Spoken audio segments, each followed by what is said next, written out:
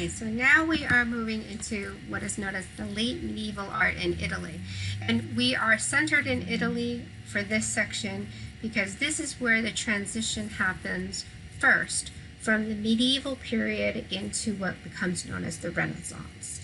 And this happens for one particular reason why it happens in Italy. If you remember, we have the Byzantine Empire that's up in the area of Constantinople. This is still an extension, technically, of the Roman Empire. We have had the rise and the continued growth of the Muslim religion that has been happening for quite some time at this period. And then what happens is eventually they come in to Constantinople and they take the city over. And we have then change of the city's name to Istanbul, right? Well, while these battles are coming closer and closer into the area of Istanbul, or Constantinople, and we have still a large part of the intellects, the educated, that are in Constantinople and in the Byzantine Empire. They see the writing on the wall, and they see that the Byzantine Empire is going to fall, and they begin to flee. And where do they flee? They go to northern Italy. So we have certain cities in northern Italy where we have an influx of artists and musicians and intellects and academics that are coming into northern Italy, and with them they carry the knowledge from the ancient Greeks and the Romans, and also these new innovations in architecture that have been happening in that area as well. So this is our real impetus for this transition that happens in Italy at this time period.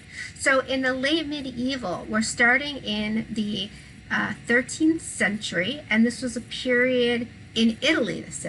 This was a period of political division and economic expansion for the Italian peninsula. The papacy had emerged from a conflict with the Holy Roman Empire as a significant international force, but its temporal success weakened its spiritual authority and brought it into conflict with the growing powers of the kings of France and England. So we have, in this time period, a growing sense of individualism promoted by the emergence of urban guilds. So we have set up of these guild systems where, as a young child, you could be apprenticed into a guild and learn a trade.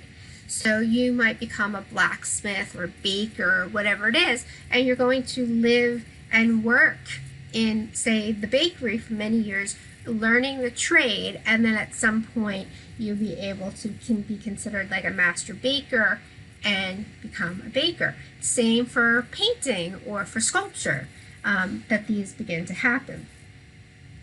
So the first thing I want to look at is this painting. So let me move this slightly. Okay. So this painting is in Siena.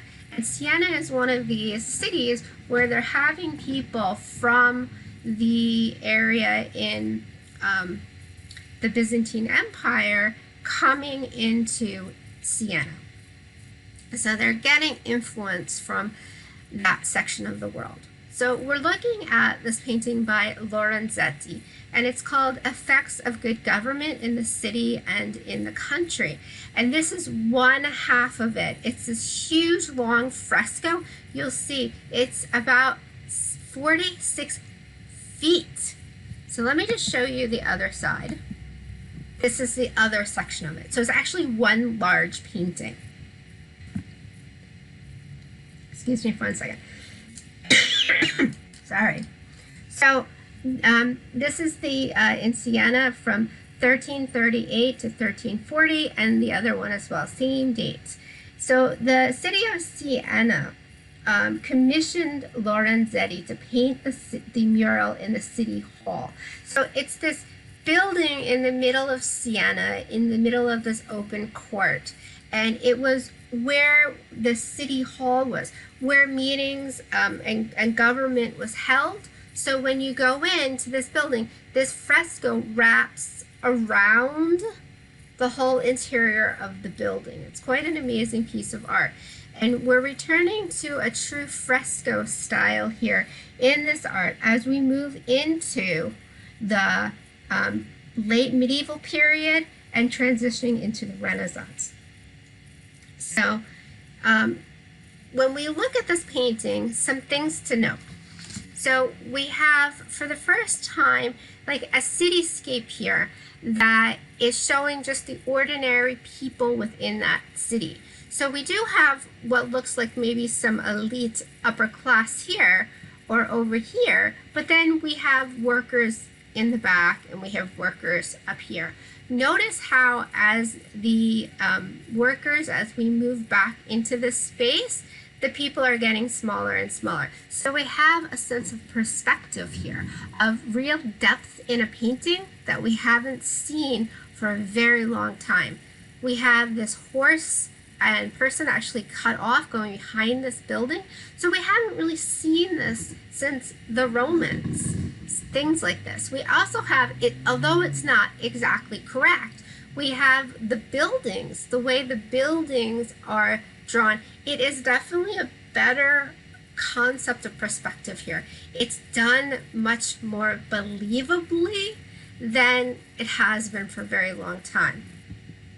When we move to the next painting, the same thing. We definitely have a sense of depth in this painting where the mountains back here get smaller and smaller as they go away from us.